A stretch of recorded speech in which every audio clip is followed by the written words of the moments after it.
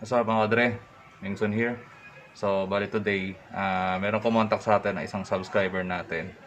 Ang pangalan niya sa YouTube is Mantis23 and then babae siya. Kailangan niya ng tulong dun sa Honda Click niya. Hindi ko alam kung 125 or 150 eh. Pero yun, Honda Click yung motor, ayaw daw mag-start and then lagi daw paulit-ulit daw na ganun kahit kapag nire-remedyohan nila. So yun, bali today, hindi ako magmumotor. At yun, pupunta ako doon magko-commute ako. Mag-grab car ako papunta doon. And then, tatry ko munang remedyohan yung motor pag nandun ako para makapag-start. And then, so sabi niya, iuwi natin yung motor niya dito sa bahay para mapacheck kung ano nagkakos nung ganong sira ng motor niya. Wala siya dito sa Pilipinas, nasa ibang bansa siya. So, meron lang nangangalaga ng motor. Kaso yung tagapag-alaga ng motor, hindi alam kung anong gagawin. Dinala na nila sa Honda mismo, sa kasa. Kaya lang hindi nare-resolve yung problema. Paulit-ulit lang. So, kaya yon. Yun, pinagkatiwala nila sa atin yung motor na iuwi dito sa bahay para ayusin. And then, syempre, yun, i-monitor din natin siya in a daily basis kung mamamatay ba yung makina o hindi. Once na naayos natin.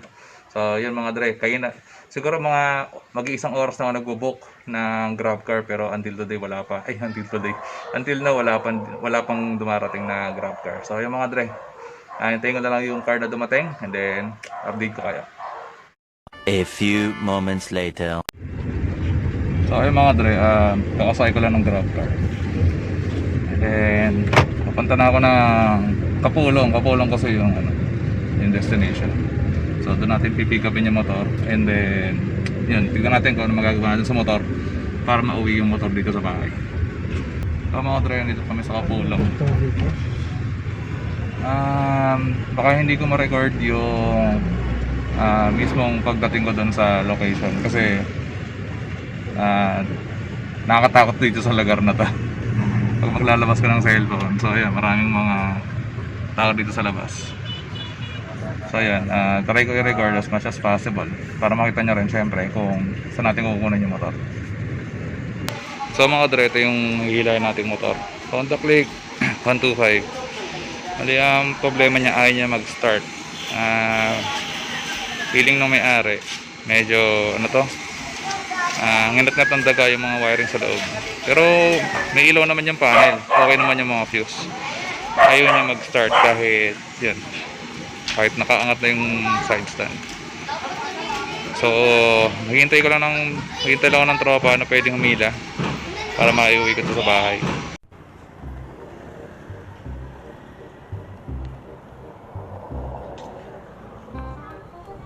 Ayaw.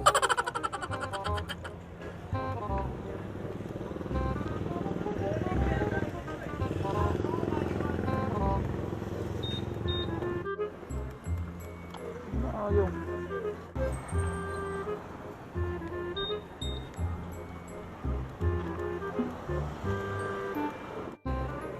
Yung iba ginagawa dyan, may pinipindot muna eh.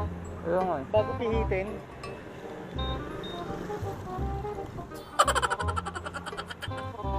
Saan doon mag-green eh?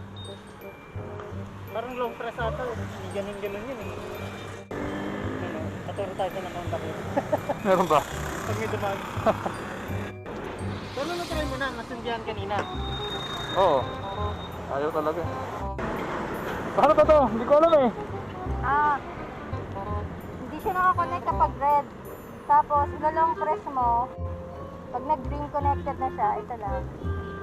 Lalabas yun, tapos pwede na. Okay. Sige, okay na. Oo. Mahirap talaga yan. Kaya nga eh, nakakabobo. Sige, thank you. Mag-start na. May naka-excite. Hindi siya mag-start talaga, ayaw eh. Kaya nga hilahin natin. Sige nga, try mo.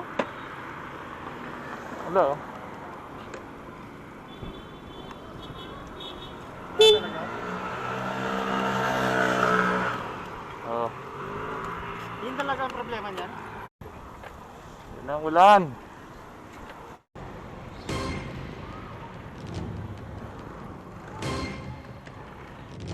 Ano, kaya ba?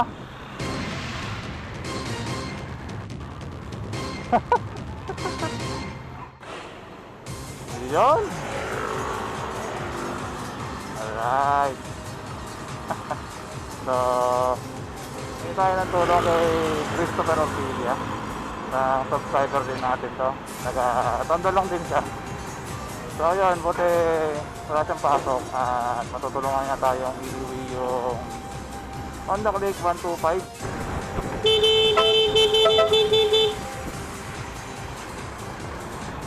So ganito pala ang feeling kapag tinutulak ka. Ha? Hirap mataas. Kaya nga eh. So buti na lang malapit lang yung papulong sa bahay namin. Ano lang eh, 6 kilometer. Tapos maambon na. Laki na ng dilim. Nakabuta kami ng ulan. Wala pa naman ako dalang kapote kasi kanina medyo maaraw. So diba tumatakbo kami ng 50. Right, ayun yung ulan.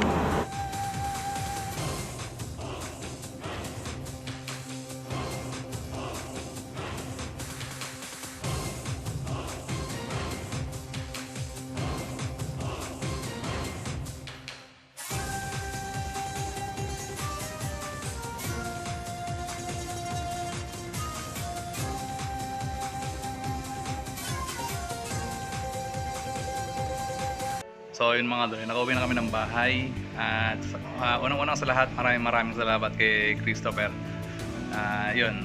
Tropa-tropa kasi yun si Christopher, tapos subscriber ko rin siya at the same time.